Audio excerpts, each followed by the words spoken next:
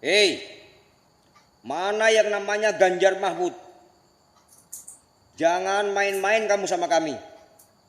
Ingat, dengan paku akan kutusuk wajahmu nanti di tanggal 14 Februari 2024. Jangan main-main. Sekarang tidak ada lagi 0102. Yang ada sekarang 01 tambah 02 sama dengan 03. Pak Ganjar Banten oke, Mahfud MD wakile.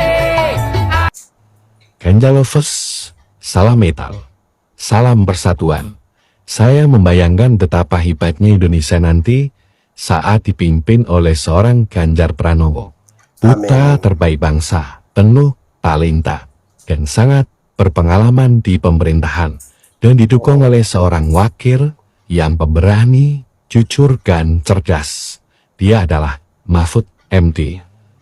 Indonesia, saya yakin akan jauh lebih baik, akan menjadikan pemerintahan yang bersih dan berwibawa.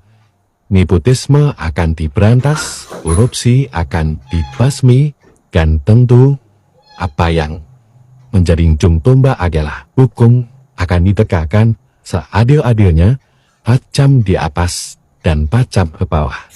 Ayo kita tunggu dan menangkan Ganjar Mahfud. Salam merdeka. Ada yang bilang Ganjar nginep di rumah warga itu cuma pencitraan tok.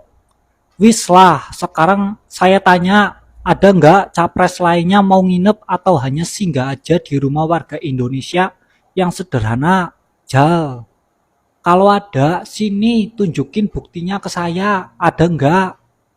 Terus kalau pencitraan juga apa salahnya? Toh dia nggak ngerasa jijik, nggak ngerasa terhina, nginep di rumah warga. Malahan ya Pak Ganjar terlihat nyaman-nyaman aja tuh, akrab. Malah nggak ada rasa jijik apa risih berada di rumah warga yang sederhana itu. Daripada berpidato di tempat yang nyaman, ber-AC, di hotel, dengerin para orang-orang elit yang memiliki kepentingan. Ya alangkah lebih adem sih ngelihat seorang pemimpin nginep di rumah warganya, dengerin aspirasi rakyat, berbicara banyak tentang keluh kesah rakyat sambil minum secangkir kopi atau teh sampai larut malam, ngerasain kesunyian dan dinginnya angin malam. Halo teman-teman semuanya, saya Jutan Manik. Saya ingin berdiskusi dengan teman-teman semuanya, sekalipun ini lewat video ya. Ya, mungkin nanti teman-teman bisa menyampaikan perbedaan pendapat lewat kolom komentar, atau mungkin punya pertanyaan, nanti kita akan bisa berdiskusi di video-video berikutnya gitu ya. Teman-teman, saya ingin mencoba membawa teman-teman pada proses dinamika politik yang terjadi hari-hari ini ya. Kita tahu bahwasannya hari ini publik sedang disuguhkan dengan politik santuy, politik gemoy ya, seperti itu. Yang menurut saya sebagai proses untuk mendapatkan suara ya itu sah-sah saja ya.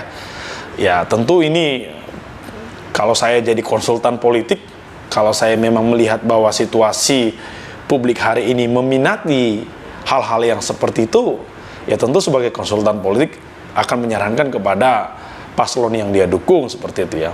Tapi menurut saya teman-teman, sebagai anak bangsa, memilih pemimpin atas dasar gemoy, atas dasar santuy ya, itu sama aja kita mempertaruhkan martabat bangsa, mempertaruhkan wibawa bangsa kita yang lahir dari proses adu gagasan, adu pemikiran, ada pertumpahan darah di sana, ada air mata, keringat, bahkan nyawa dipertaruhkan dalam merebut kemerdekaan Indonesia, teman-teman. Saya menyaksikan bahwasanya publik hari ini, milenial maupun Gen Z hari ini, semacam resah pada situasi politik hari ini. Resah dengan atas dasar kejenuhan, ketidakpercayaan pada pejabat pemerintah lalu mereka memilih mencoba untuk daripada golput ya udah kita pilih aja yang gemoy-gemoy, yang lucu-lucuan aja seperti itu. Tapi saya kembali untuk mengingatkan kepada teman-teman semuanya, kita masih punya kok calon pemimpin, calon presiden dan calon wakil presiden yang bukan sekedar gemoy, tapi dia punya pemikiran, dia punya track record yang cukup panjang. Pak Ganjar, beliau pernah menjadi anggota DPR RI 2 periode. Walaupun di periode kedua dia harus keluar karena maju ke pemilihan gubernur Jawa Tengah. Dan beliau memenangkan pertarungan pada pilkada gubernur Provinsi Jawa Tengah sebanyak 2 kali, teman-teman. Jadi ada proses yang dia lewati dengan background keluarga yang kita tahu bahwa background keluarga Pak Ganjar bukan dari orang-orang yang cukup berada pada saat itu. Beliau melewati proses itu ibarat anak tangga ya. Jadi dia prosesnya gini nih. Kematangan itu yang kita perlukan. Mungkin ada yang dari tiba-tiba tangga pertama langsung tangga ke atas gitu ya.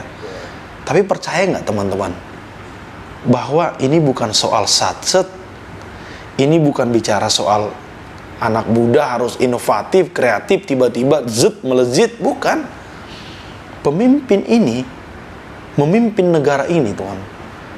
Memimpin negara Republik Indonesia ini. Kita butuh pemimpin yang punya kematangan berpikir, punya kebijaksanaan dalam mengambil keputusan-keputusan nanti. Dia punya daya tahan, daya juang yang kuat. Wakilnya Prof. Mahfud MD, orang yang paham sekali soal hukum. Hari ini Prof. Mahfud MD sangat keras menyuarakan soal undang-undang perampasan aset. Kita dukung teman-teman. Kita percaya bahwa Prof. Mahfud MD juga lahir dari keluarga yang biasa dari Madura. Beliau itu melewati proses yang cukup panjang. Ibaratnya naik tangga itu ya mungkin sudah bisa naik ke lantai 9 kali ya. Jadi bukan hanya lantai 1 ke lantai 2, tapi udah lantai ke 9 gitu loh. Karena beliau sudah pernah menjadi menteri di eksekutif ya, Menteri Pertahanan. Saat ini menjadi Menko Polhukam, pernah menjadi anggota DPR RI, pernah menjadi ketua MK yang baru-baru ini viral teman-teman ya. Berarti itu adalah trias politika ya. 3 jabatan tinggi di negara ini beliau sudah lewati, eksekutif, legislatif maupun eksekutif. Balik lagi teman-teman tadi soal politik gemoy yang hari ini disuguhkan di media sosial. Saya melihat ini semacam apa ya? Semacam dibungkus ulang gitu loh. Bahwa kemasan yang lama itu tidak laku, lalu kita akan coba dengan kemas sesuatu yang baru. Tapi kita tidak tahu teman-teman isinya apa. Hari ini bahkan ya, kalau saya coba diskusi dengan teman-teman saya, kenapa sih pilih ini? Gemoy. Cobalah teman-teman, mari kita coba lihat kembali ya, bahwa sejarah bangsa ini itu dipertaruhkan air mata, keringat, ada pertumpahan darah di sana, ada nyawa yang dipertaruhkan di sana teman-teman. Para founding fathers kita untuk merebut kemerdekaan dari kolonialisme. Jadi teman-teman, kita cobalah ya, coba kita lihat ini ya. Jangan sampai ketidakpercayaan kita pada publik yang hari-hari ini terjadi. Ada korupsi misalnya dari 2 kader Partai Nasdem, Kominfo dan Kementan. Itu membuat kita menjadi memilih pemimpin itu ya udahlah, daripada golput pilih yang gemoy aja gitu. Sorry to say teman-teman, kita bisa memilih itu, tapi bangsa ini yang jadi taruhannya. Kita tidak mau itu terjadi teman-teman. Saya ingin teman-teman kita terbuka lagi, kita diskusi kembali lagi. Ini bisa kita perdebatkan, iya, kita perdebatkan. Untuk apa? Ya, justru ini menurut saya, ketika kita perdebatkan, sehingga kita punya referensi yang bagus untuk memilih pemimpin kita di 2024. Saya tidak mau Generasi hari ini memilih pemimpin hanya karena joget-joget. Ya, hanya lucu-lucuan aja. Negara ini bukan lucu-lucuan ya. Negara ini dibangun atas dasar kesadaran kita bersama. Atas dasar pertukaran, persaingan, pertumpahan darah, dan ada yang namanya adu gagasan, pemikiran di sana. Mari kita coba pikirkan kembali teman-teman ya. Ya, kita masih punya banyak waktu, sekitar 80-an hari lagi menuju pemilu 2024. Harapan saya, teman-teman semua melihat track record tadi. Lihat rekam jejaknya teman-teman ya. Oke, harapan saya, bangsa ini bisa merebut kemerdekaannya seperti yang kita harapkan di 2045, Indonesia Emas kita bisa raih. Terima kasih. Wow, sangat keren ya apa yang disampaikan oleh abang ini, memberikan pencerahan kepada kita semua, generasi muda terutama generasi milenial, Gen Z ya. Bagaimana cara pandang kita atau pola pikir kita dalam tanggung jawab kita dalam mengambil keputusan untuk memilih pemimpin. Artinya jangan hanya sekedar melihat, wah gemoy nih ya, wah bisa joget-jogetan nih.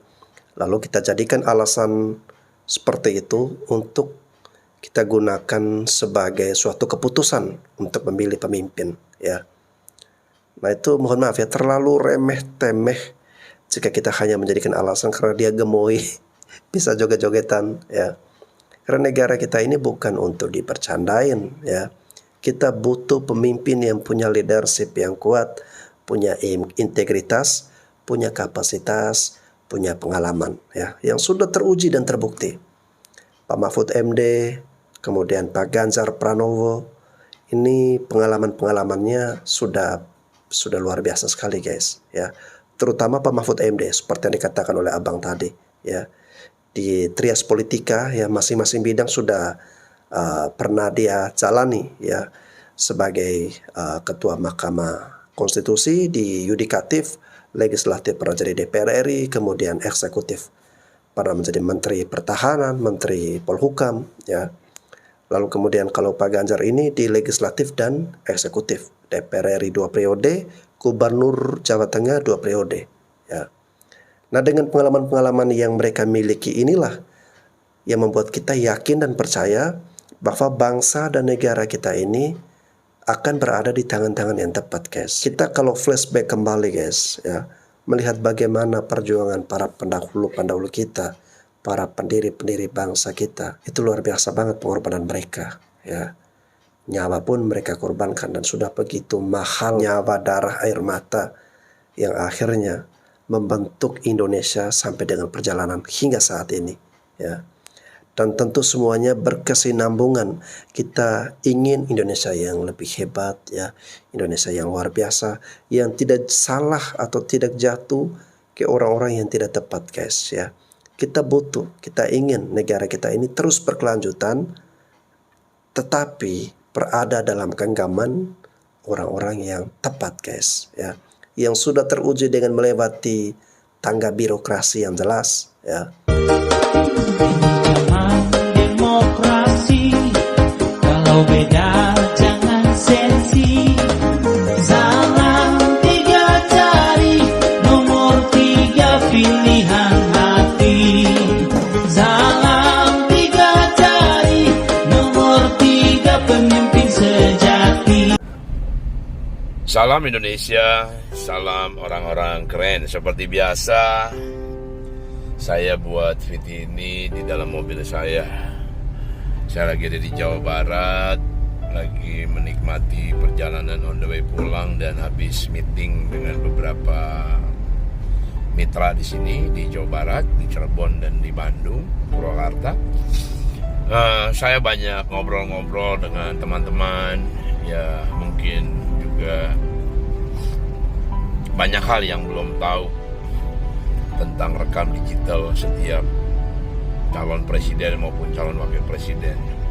Saya mau mengingatkan kepada seluruh rakyat Indonesia dan khususnya teman-teman saya yang bermain di dalam dunia sosial media, kalau menurut Anda bagus, kamu bisa copy dan kamu bisa paste dan kirimkan ke teman-temanmu yang lain. supaya teman-temanmu atau khususnya anak-anak kita yang generasi milenial yang akan mulai mencoblos ke depan di 2024, agar mereka bisa mencoblos pemimpin yang benar, pemimpin yang punya rekam digital yang bagus, pemimpin yang punya kredibilitas yang bagus. Dan kita percaya Indonesia ke depan ini akan terus naik dan bukan turun.